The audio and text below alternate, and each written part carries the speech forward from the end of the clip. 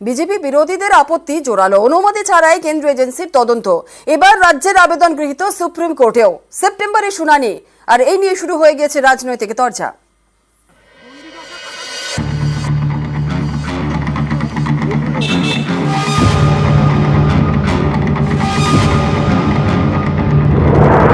রাজ্যের আপত্তি অগ্রাহ্য করে কেন সিবিআই তদন্ত, এই প্রশ্ন তুলে সুপ্রিম কোর্টের দ্বারস্থ হয় রাজ্য সরকার।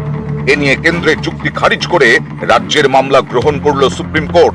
সেপ্টেম্বরে হবে মামলার শুনানি। দিল্লি স্পেশাল পুলিশ এস্টাবলিশমেন্ট আইনে সিবিআই কে বিশেষ ক্ষমতা দেওয়া আছে। এই কেন্দ্রীয় গোয়েন্দা সংস্থা প্রয়োজনে সংশ্লিষ্ট রাজ্যে গিয়ে তদন্ত করতে পারে, কিন্তু সেক্ষেত্রে তিনটি নিয়ম তাদের মানতেই হয়। এর মধ্যে অন্যতম সংশ্লিষ্ট রাজ্যের অনুমতি। 2018 নভেম্বরে পশ্চিমবঙ্গের বিধানসভায় একটি প্রস্তাব পাস হয়। এর মাধ্যমে সিবিআই তদন্তে ছাড়পত্র বা জেনারেল কনসেন্ট প্রত্যাহার করে নেওয়া হয়। পশ্চিমবঙ্গ সরকারের অভিযোগ, এরপরেও একের পর এক মামলায় রাজ্যের অনুমতি ছাড়াই এফআইআর করতে শুরু করে সিবিআই। রাজ্য সরকারের দাবি, এতে রাজ্যের সাংবিধানিক অধিকার খর্ব হয়েছে। এটা দেশের যুক্তরাষ্ট্রীয় কাঠামোতেও আঘাত। এই যুক্তি দেখিয়ে সুপ্রিম কোর্টের দ্বারস্থ হয় রাজ্য সরকার। পাল্টা যুক্তি দেন কেন্দ্রের আইনজীবী।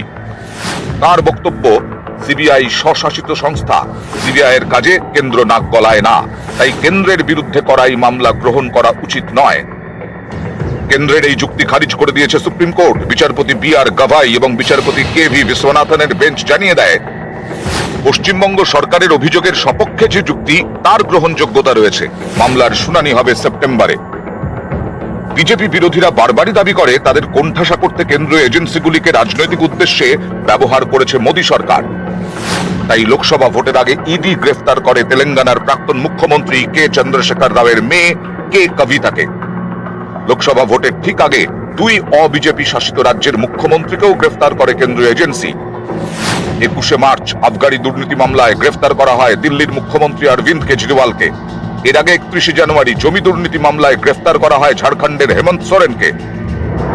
আর পশ্চিমবঙ্গে তো একাধিক মন্ত্রী থেকে তৃণমূল নেতা একের পর এক গ্রেফতার করেছে ইডি, সিবিআই। এবার সেই সিবিআই এর তদন্ত নিয়ে পশ্চিমবঙ্গ সরকারের মামলা গ্রহণ করল সুপ্রিম কোর্ট, খারিজ করে দিল কেন্দ্রের আপত্তি।